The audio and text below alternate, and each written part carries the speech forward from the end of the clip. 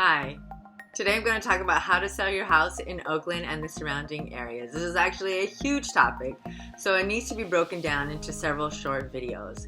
We're in an unusual market and it can be a little difficult to successfully sell in. We have several issues that are really specific to our area that I want to talk about and help alleviate your concerns and tell you how I work with sellers to navigate through them, because maybe it will be useful to you. So when it comes to selling in Oakland and the surrounding areas, it's mostly about strategy, marketing on the front end, and negotiation on the back end. The rest is preparation. Today's talk starts the conversation of preparing your home with regard to disclosures.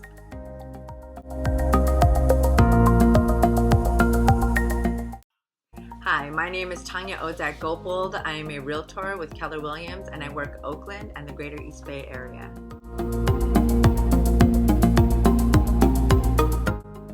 So whenever you go to sell your house, you have a bunch of legally required documents to complete regarding the property. This talk is just to give you a little bit of the background to that and why it's absolutely important to disclose everything. But first of all, I just want to make it explicitly clear that I'm not a lawyer. I don't practice law. None of this is legal advice, and it should not be construed as me giving any sort of legal advice. It's just a brief summary about why sellers have a duty to disclose when selling their home.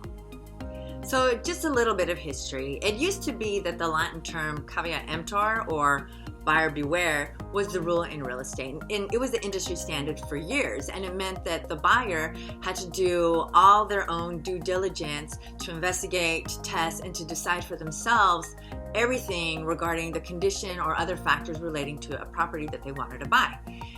It also used to be that realtors exclusively represented the sellers, and so there was no such thing as a buyer's agent.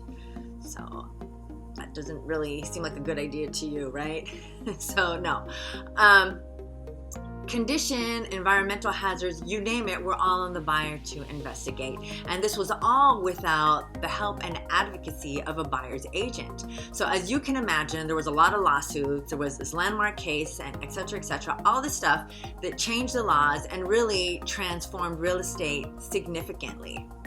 So as a result, now your typical real estate transaction has a realtor for the buyer as well as a realtor for the seller. And on occasion, if both parties agree to it and all the planets align and everything is just right, it is legal for one agent to represent both sides in a transaction, but only with the knowledge and the consent of both the buyer and the seller. Also, there is a duty to disclose facts material to the home, because the buyer has an absolute right to know what they're buying, and these are called material facts. So what exactly is a material fact? Basically, a fact is material if a buyer wouldn't have entered a contract with the seller if they had known the fact. There's a lot of gray area here. Whether facts are material or not may depend on the transaction itself and on each individual buyer. Regardless, all real estate licensees and all sellers have the duty to disclose all facts that are material, which essentially are things that affect the value or the desirability of a property. It seems straightforward, but it's actually not so clear. Because while you need to disclose all material facts, not all facts are material. And really, it's not even possible to give an absolute definition for determining whether or not a fact is material to a particular property. And on top of that, total disclosure is impossible anyway, because this would mean telling a buyer everything like, how was the house built, what materials were used, etc., and no one can do that anyway. And on top of that, there are some material facts that may not be disclosed, which are all generally topics that relate to fair housing. And again, it's more about whether a party would have entered into a contract had they known the facts, which can vary depending on the buyer and the transaction. And whether something is material, it can also be both objective and also totally subjective. Because what's important to one person is not necessarily important to the next. And also, it should be said that buyers have obligations too. They're responsible for their own actions in the investigation and testing of a property that they want to buy.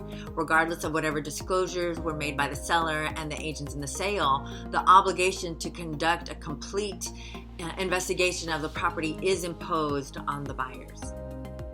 So what does that mean for you when you go to sell your house? It means that you have a whole slew of disclosures to complete regarding your property.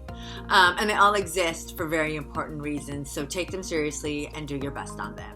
As a realtor, my job is to make sure that you don't get sued. So I'll walk you through all these forms, make sure you understand what you're filling out, answer your questions, and just make sure that everything is kosher. At Keller Williams, we have at least 3 sets of eyes on every single form. So get ready to disclose, disclose, disclose, and when in doubt, disclose some more.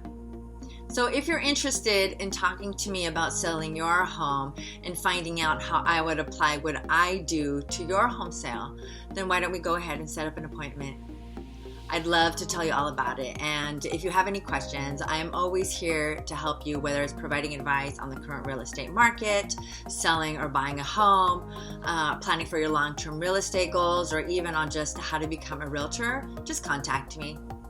I sell homes all over Oakland and the East Bay, and I would love to help you.